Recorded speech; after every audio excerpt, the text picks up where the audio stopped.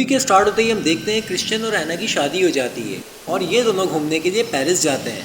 और जब ये लोग पेरिस में होते हैं तो क्रिश्चियन को उसके असिस्टेंट का एक कॉल आता है जिसमें वो उसे बताती है कि हमारे सर्वर में किसी ने एक्सप्लोसिव रखकर ब्लास्ट करने की कोशिश की। वो बोलती है कि वो आपकी पर्सनल फाइल्स भी चुरा कर ले गया है। दैन जब वो लोग उस बंदे की फुटेज देखते हैं तो वो पहचान जाते हैं कि ये जैक है, वही जैक जो एना का बॉस होता है और उसने एना के साथ ज़बरदस्ती करने की कोशिश की होती है और यही वजह होती है जो उसे उसकी जॉब से निकाल दिया था। अब वो बदला लेना चाहता है। क्रिश्चियन और एना अपना ट्रिप स्पॉइल करके वापस आ जाते हैं। क्रिश्चियन एना को अपनी सिक्योरिटी से मिलवाता है। दैन एना ऑफिस में जाती है और वो बहुत खुश होती है क्योंकि उसे प्रमोशन मिला होता है, लेकिन उसे डाउट होता है कि क्रिश्चियन ने तो नहीं करवाया। जब एना क्रिश्चियन से पूछती है तो वो बताता है कि ये सब तुम्हारी मेहनत का नतीजा है, मैंने इसमें कुछ नहीं किया। हालांकि क्रिश्चियन को एना का काम करना पसंद नहीं होता।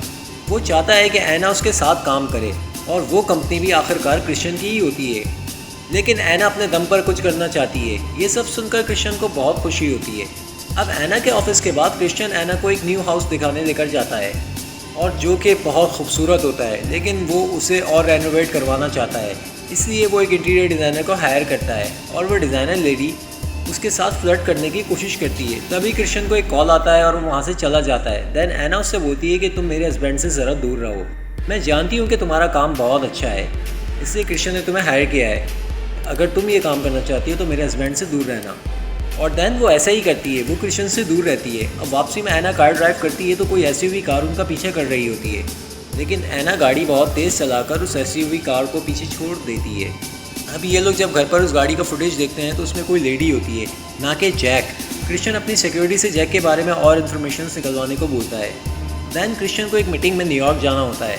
वो एना को बोलता है तो एना मना कर देती है कि मैं नहीं जा पाऊँगी और डोंट वरी, मेरे पास यहाँ सिक्योरिटी है। क्रिश्चियन उसकी बात मान लेता है और वो न्यूयॉर्क चला जाता है। नेक्स्ट डे जब एना ऑफिस में होती है तो उसकी दोस्त केट का मैसेज आता है, तो उसे मिलने चली जाती है सिक्योरिटी के बगैर। ये बात क्रिश्चियन को पसंद नहीं थी। दैन एना केट के साथ अपना टाइम स्पेंड करती है और जब वो घर वापस आती है तो जैक वहाँ होता है और उसे ग्रैब कर लेता है, लेकिन एना की सिक्योरिटी से बचा लेती है। क्रिश्चियन जब घर आता है तो वो एना पर गुस्सा करता है। दैन ये लोग इंटरकोर्स करते हैं तो क्रिश्चियन एना को बहुत दर्द देता है। दैन एना बोलती है कि प्यार नहीं था। क्रिश्चियन बोलता है कि तुमने मेरी बात नहीं मानी। एना बोलती है तभी तुमने मुझसे बदला लिया। क्रिश्चियन कहता है कि मुझे भी गुस्सा आता है और मुझे बहुत तकलीफ हुई थी जब मुझे पता लगा कि जैक ने तुम्हें किडनैप करने की कोशिश की। एना बोलती है कि जैक अब प्रिजन में है और ये दोनों एक दूसरे से गले लगते हैं। दैन क्रिश्चियन एना के लिए एक ट्रिप अरेंज करता है जिसमें एना का पूरा एंटायर ग्रुप शामिल होता है। ये लोग बहुत इन्जॉय करते हैं। वहाँ एना और क्रिश्चियन के दरमियान सब कुछ ठीक हो जाता है। एना क्रिश्चियन से बेबी के बारे में बात करती है, लेकिन क्रिश्चियन उसकी बात टाल देता है और दूसरी तरफ दिखाया जाता है कि जैक को कोर्ट रिलीज़ कर देता है। इस बात से एना काफ़ी घबरा जाती है। दैन एना को पता लगता है कि वो प्रेग्नेंट है। रात को एना और क्रिश्चियन डिनर कर रहे होते हैं तो एना काफ़ी परेशान होती है। क्रिश्चियन समझता है कि वो जैक की वजह से, लेकिन एना बोलती है कि मैं प्रेग्नेंट हूँ। ये सुनकर क्रिश्चियन एना को बहुत सुनाता है क्योंकि वो इसे नहीं चाहता। और दैन वो वहाँ से चला जाता है और वो एलिना के पास जाता है जिसने क्रिश्चियन को एक डोमिनेंट इंसान बनाया था। दैन रात को जब क्रिश्चियन घर आता है तो वो ड्रंक होता है और बेड पर सो जाता है, लेकिन उसके मोबाइल पर एलिना का मैसेज आता है कि good to see you tonight, I am there for you any time. एना सब समझ जाती है कि आज रात क्या हुआ है। दैन अगली सुबह एना क्रिश्चियन से इस बात पर बहुत लड़ती है और वो उससे सेपरेशन की बात करती है। क्रिश्चियन सॉरी बोलता है, लेकिन एना ऑफिस चली जाती है। दैन उसे जैक का फ़ोन आता है क्रिश्चियन की बहन के नंबर से। वो समझ जाती है, तभी उसे एक स्नैप आती है जिसमें क्रिश्चियन की बहन को जैक ने बांधा हुआ होता है। जैक काफ़ी गुस्से में होता है, कहता है अगर तुम इसे ज़िंदा बचाना चाहती हो तो मुझे अगले 2 घंटे में $50 लाख चाहिए, लेकिन अगर तुमने क्रिश्चियन को बताया तो मैं इसे मार दूंगा। अब एना को 2 घंटे में $50 लाख अरेंज करने होते हैं।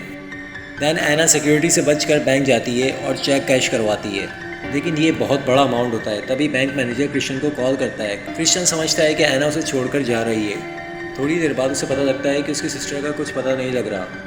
वो समझ जाता है कि शायद ये सब जैक ने ही किया होगा। दैन हमें पता लगता है कि एना को उसके पैसे मिल चुके हैं और वो जैक से बोलती है कि मैं इतनी जल्दी नहीं आ सकती। जैक उससे बोलता है कि बैंक के पीछे एक गाड़ी खड़ी है, तुम उसमें बैठ जाओ और अपना फ़ोन वहीं रख देना। एना बैंक मैनेजर से अपना फ़ोन मांगती है और वो उसे दे देता है। एना जब कार के पास पहुंचती है तो वहाँ एक लड़की उससे फ़ोन लेकर फेंक देती है।